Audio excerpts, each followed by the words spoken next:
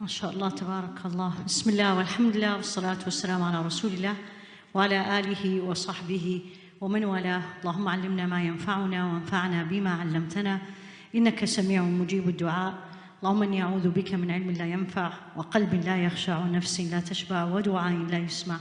ربنا لا تزغ قلوبنا بعد إذ هديتنا وهب لنا من لدنك رحمة إنك أنت الوهاب رب اشرح لي صدري ويسر لي أمري واحلل عقدة من لساني يفقهوا قولي. جزاكم الله خير for coming. You've been sitting for a long time. May Allah reward you, may Allah reward everybody, may Allah reward the organizers. There's a lot of khair came from this conference actually. I don't know if some of you followed my Instagram account. There was a young girl, literally, it was Friday, what's today? Sunday, Friday, or I think Thursday night. Someone sent this video to my Instagram through Messenger actually. And I just saw a young girl. I was like, okay, then I don't know why Allah made me open. I normally don't. Honestly, please forgive me, but I really don't have time for all that.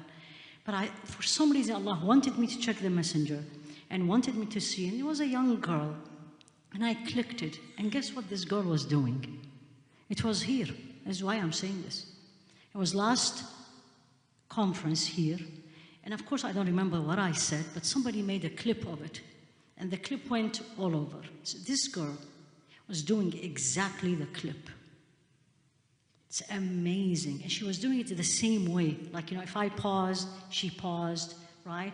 And then I remember, yeah, you can see it. If you're on Instagram, you'll see it. But there's a reason why I'm sharing this.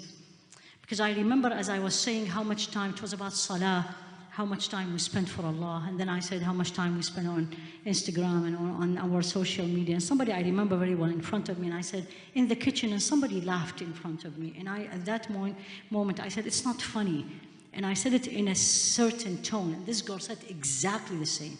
It's not funny. Anyway, her mother, this is what I want to say. And the reason I said this, because I was asked about 6 or 8 months ago, I was in upstate New York, and the board of a masjid with the imam asked me this question. If you are in the da'wah, and my beautiful sisters and mentors and teachers here on the left, they know, you sometimes reach a point where you say, this is getting nowhere. From what you hear, you don't see it, we see it, we hear it. So the sheikh was asking me, and he says, Dr. Haifaa, do you think what you are doing is bringing any fruit? And I know why he was asking this. And I said, Wallahi ya sheikh, I don't know. Allah knows. And nobody is going to praise themselves. But I can tell you, every now and then I get an email or I get something that gives me hope. And Allah sent me this, and then I didn't know who's this woman. So I actually responded, which I rarely do that. I responded on the messenger and says, who's this girl? And her mother responded. Now this is for all of you. She said, she's 11 years old. Where does she live? Australia. In a city, I don't know where is this place. And she said she loves the videos and she memorized them. Now 2 things came to my mind first. Who introduced her to these videos? That's what I want you to know. This is an 11 years old. I doubt she has an Instagram account. And she looks actually like 9.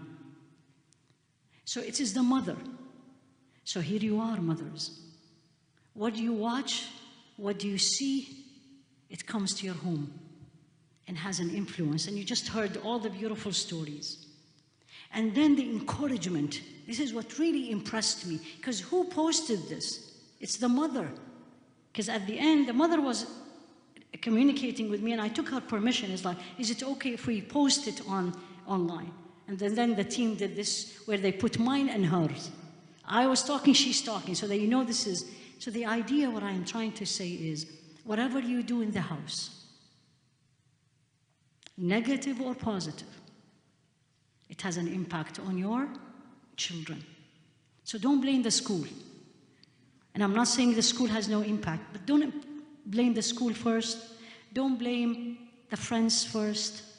The thing that you need to always look internally to yourself is, what impact I had on my children, on my family, on the community, and on the society. And that's what we have been learning since 1 o'clock. A good number of you probably don't know the names. You may have heard of Ayman, but I don't know how many of you knew her name was Barakah. But what an impact she had. So what I want to end up with, and subhanAllah, I didn't choose Nusayba, but I was hoping I will be assigned Nusayba. Literally, at first I wanted to text Ustadha Husay and I was like, give me Nusayba. But I was like, no, let Allah choose for me.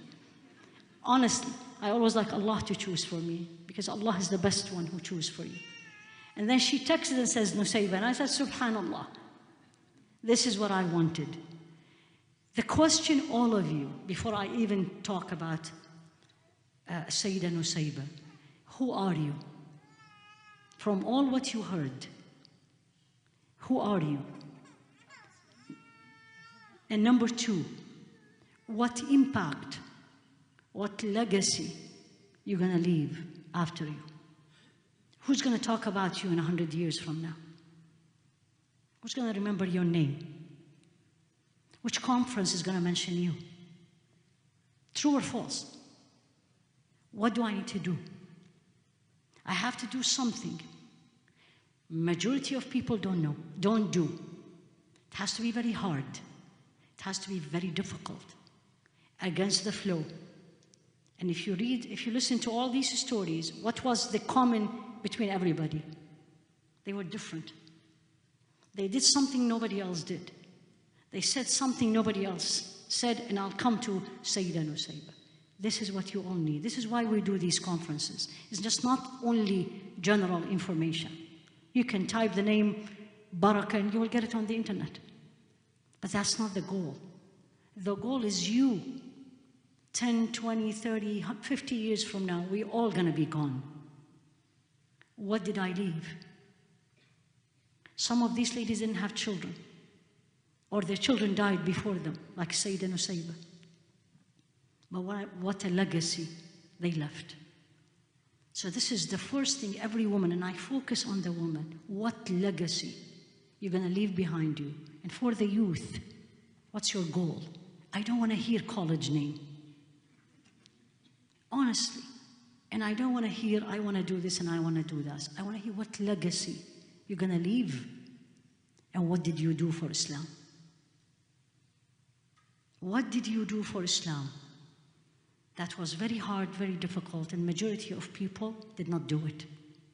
And this takes us to Nusayba, Amara, as they call her. Who is she? We don't even know her age. We don't know anything about her before she became a Muslim. Very different from the others. Nobody knows. Why? That's something for you to remember, because nobody will remember you unless you do something different. And that's why no one talked about her till she came to give allegiance to Rasul alayhi salatu wasalam. So this is about 1430 plus years. So Rasul alayhi salatu wasalam was still in Mecca. She was from Medina. She was Ansariya, as they call it.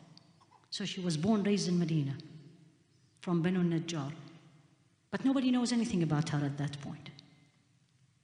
And then Rasul alayhi salatu wasalam sent the first ambassador in Islam. Who was that? You all should know the name. There's only one. The first ambassador in Islam, who was he? Who he was? Or Rasul alayhi salatu wasalam sent him to Medina. No. Mu'adh ibn Jabal was sent to Yemen. I heard it.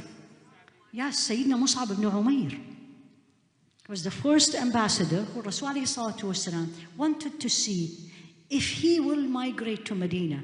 Will that be a good place? Planning, investigating, researching, searching. So he did. And Sayyidina Mus'ab ibn Umair did an amazing job. What happened afterward? You all know this. But I don't want to talk about the seerah. I want to talk about points that should impact you and me as a woman. 74 people from Medina decided to come to Mecca and meet Rasul alayhi salatu wasalam. 74. How many women among them? How many women? Only 2. What's the ratio? It doesn't matter the number. It doesn't, what matters is, what did you do? So, Amara and Asma, both of them. They didn't jump on the Rasul ﷺ and I'm coming and I have to do this. You can be very powerful and impactful, but in the right way. You don't even have to raise your voice. You don't have to go and write and do, but do the right thing. So what did they do? They wanted to give allegiance to Rasul ﷺ. This is Bay'atul Aqaba. Second one. She left Medina. She came with her husband and 2 of her sons and her sister. Coming to Rasul ﷺ. But they didn't go to him and says, I want to do it. She sent the husband of Asma to Rasul ﷺ, and he said, Ya Rasulullah, the woman wants to give you the allegiance like the man. And what did he say? You need to know this, because there's a hukum here. There's a fiqh ruling we're going to learn. What did he say? What did he say? You're close, but what did he say? He said, that's fine. Let them come and give the allegiance, but I will not shake their hands. Because normally, how do you give allegiance to someone? You put your hand on top of their hand. He said, I will not. Did they get offended? Why me? Discrimination? Because I'm a woman? You know my point? Again, I'll say this every time I speak to women. Don't fall in that trap. Focus on the goal. They came because they want to make a statement. What was the statement that Nusayba did on that day? That the woman faith is as strong as the man faith. And whatever it will take to show this faith, she'll do it. So she came, gave the allegiance to Rasul ﷺ, went back to Medina. Nobody knows much now. Till when? Till when? Where do we know her? Uhud, exactly. How many years? At least 5, right? At least 5 or 6, Uhud after Badr. What happened here? Women always, when they go for expeditions with the Rasul ﷺ, what do? They usually, in the back, serve the fighters or take care of the wounded. And that's what she did. Now, if you learn the rest, you will say, anybody else in this day, no. I don't want to stay in the back. No. I am as strong as them, I want to be in the front. Are you getting my point? She didn't. She was in the back. When did she come to the front? And this is a lesson for all of you. Wait till Allah uses you. Don't jump to it. She didn't go out to make a statement. And so history will talk about her. And Rasul ﷺ said this famous more than one statement about her. That's not her purpose. She went to serve Allah. She went to serve Allah the way usually woman serves Allah. But Allah had another plan for her. And what happened? What happened? Come on. It's Uhud. So as long as the Muslims were winning, she was in the back. Now what happened? You all know the story. Now things turned around. And what happened to the Muslim? The fighters, companions, what happened? They ran away. And this is how it's described. And if you read, you will find the same description.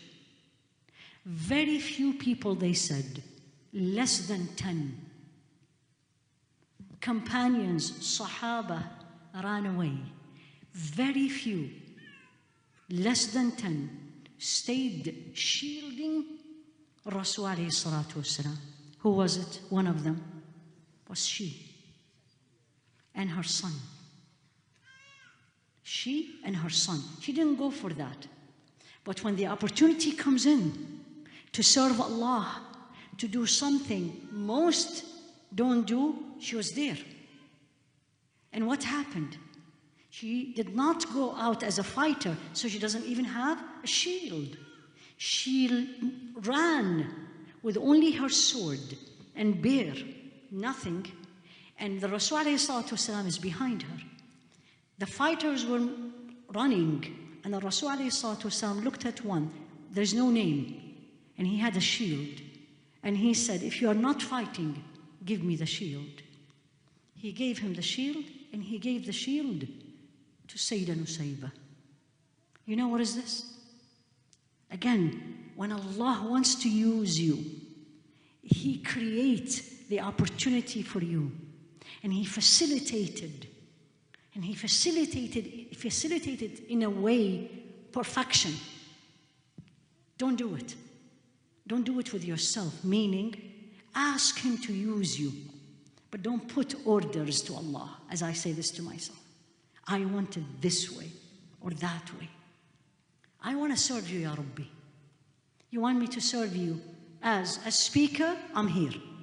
You want me to serve you as the person who cook the food, to serve the people who attend the conference? I'm there. You know what I'm saying? Don't pick and choose. This is the deen of Allah. He chooses where He wants you and where He's going to use you. And the result is the same. So her son comes in. She had two. Both of them died. But not in Uhud. Habib and Abdullah. So Habib was running, and he had a wound in his arm, bleeding. And the Rasul ﷺ told him, tie it and come to your mom. You need to feel this. It was a fiasco. It was a mess. They were losing and running. He comes in. What is she doing now? Now this is the mother. This is her son. Now this is the fighter. Look how many hats she was wearing. Now she's the nurse. She pulled her son. She had around her tied some bands because she was going out for nursing. She take one band, tie her son wound bleeding, and what does she say? Go back and fight. Look at me and you. Go back and fight. What did he tell her, alayhi salatu wassalam? No one can do what you just did, ya Amara. This is one of the statements he said about her. No one can do that. Your son and everybody is being killed in the mess, bleeding. Anybody else would say, you know, he's bleeding, go home. My baby. Not Amara. Not Nusayba. Allah knows you and me what would have done. And then she sees a warrior coming to kill Rasul alayhi salatu wasalam. She has nothing. She's not a fighter. But when you have the faith, when you really love Allah, when He puts you in the place where He wants you to defend, I'm there. And then He comes in, and they were all on horses. She was not riding. They were all standing. And that man comes in, and he missed her, then turned, and then she hit the horse, and the horse fell, and the man fell, and then she killed him. Nusayba. That's why he said, لا نطيق ما تطيقين يا أم عمارة. We cannot do what you are doing. That's a woman. One. Only. And then at that point she said to Rasul alayhi salatu wasalam, what did she say? Pray for me and my family in the middle of the battle. Pray for me and my family that we are with you in Jannah. And of course he prayed for her. Did you see the point? In the middle of whatever, the focus is what? Is al-akhirah. Jannah, where I am going. What do I want to do? It's not this life. It's the way I look, what I have, where is my child is going. The focus is al-akhirah, including how I use my children, because that's why she told her child, go, done. I took care of it. Go back. Subhanallah. Is this done? Do you think that the only landmark of Sayyidah Nusayba is because of her courage? Then you don't know the seerah. There's a verse in the Quran was revealed because of her. There's a different opinion about whether it was Salama or was Nusayba, Sayyidah Nusayba. What was this verse? Or what did she come and said? She came to Rasul alayhi salatu wasalam and says, Ya Rasulullah, everything in the Quran is for the men. Now equality. Now I want my rights. But what rights she was looking for? She said, Ya Rasulullah, all the rewards goes to the men. The rewards goes to the men. What about us? And then Allah revealed. It's in Surah Al-Ahzab, which most of you, inshallah, you know the verse. إن المسلمين والمسلمات والمؤمنين والمؤمنات والقانتين والقانتات والصادقين والصادقات والصابرين والصابرات والخاشعين والخاشعات والمتصدقين والمتصدقات والصائمين والصائمات والحافظين فروجهم والحافظات والذاكرين الله كثيرا والذاكرات أعد الله لهم مغفرة وأجرا عظيما. And this is one of the few verses where Allah divided the gender. You're a Muslim, she or he. A believer, she or he. Submitting to Allah, he or she and he. He started with he and she. That's when I ask for my rights. That's when I want to be equal, if not in the front run. It's not everything. That's a Sayyidah Nusayba. The other thing, her son, Abdullah, was the only Sahabi who described the wudu of Rasul alayhi salatu wasalam. What an honor. All these Sahaba, it's her son, described.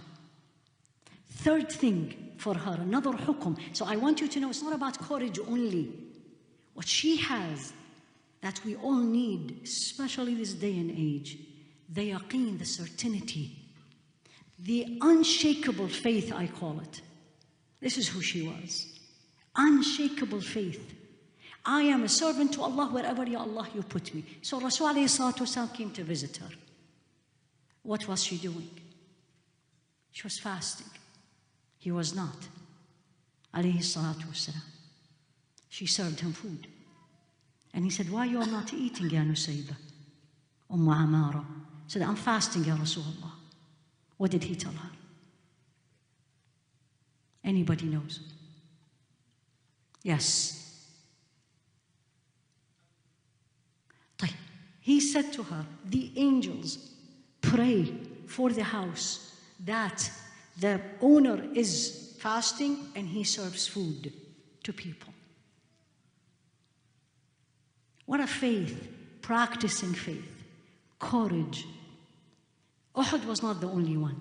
She was involved in one of the most unique allegiance to Rasul alayhi salatu wasalam. And that's what they say. If you read about her, they tell you she is one of those who Allah said, I'm pleased with her. Can you claim this? Can I claim this? How dare I am. But this one is not a claim. It's true. It's a fact. Allah subhanahu wa ta'ala said in Surah Al-Fath, لَقَدْ رَضِيَ اللَّهُ عَنِ الْمُؤْمِنِينَ إِذْ يُبَايِعُونَكَ تَحْتَ الشَّجَرَةِ فَعَلِمَ مَا فِي قُلُوبِهِمْ فَأَنزَلَ السَّكِينَةَ عَلَيْهِمْ وَأَثَابَهُمْ فَتْحًا قَرِيبًا. Let's translate. Allah said, Allah is pleased. عَنِ الْمُؤْمِنِينَ, the believers. But who are they? Which one? Not everybody. This is specific. Those who gave you allegiance under the tree. She was there. Second. And this which allegiance is when Sayyidina Uthman went to Mecca and the news came in that he was killed. And Rasul alayhi salatu wasalam says, who is going to give me allegiance will be with me and we will get our revenge against or for Sayyidina Uthman. It was a rumor. She was there. Billah alaykum. When I was reading this, when I was writing and preparing this, I took a pause and I said, Can I say لَقَدْ رَضِيَ اللَّهُ عَنِ الْمُؤْمِنِينَ on myself? Can I claim it?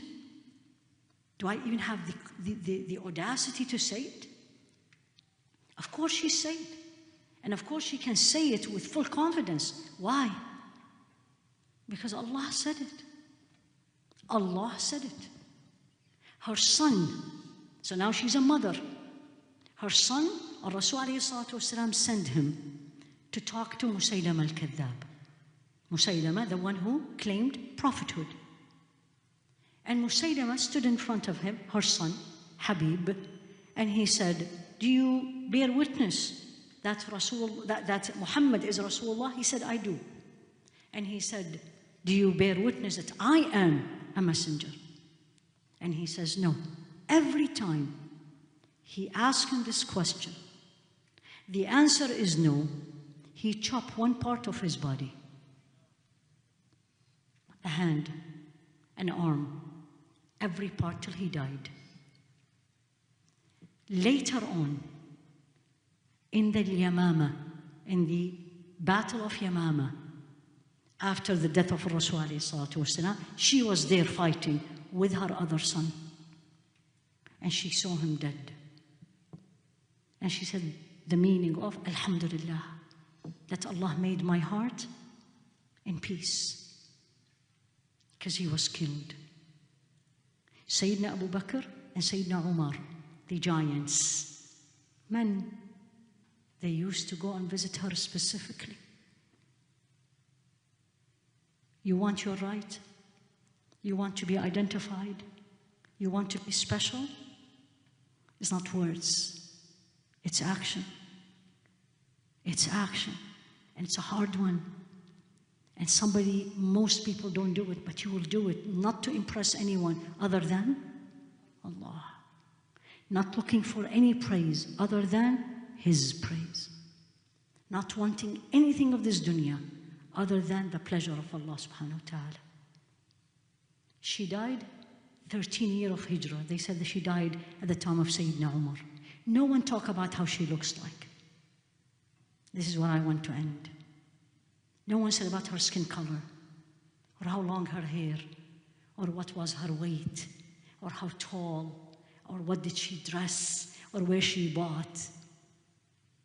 But everyone talks about her courage, sacrifice, faith, certainty.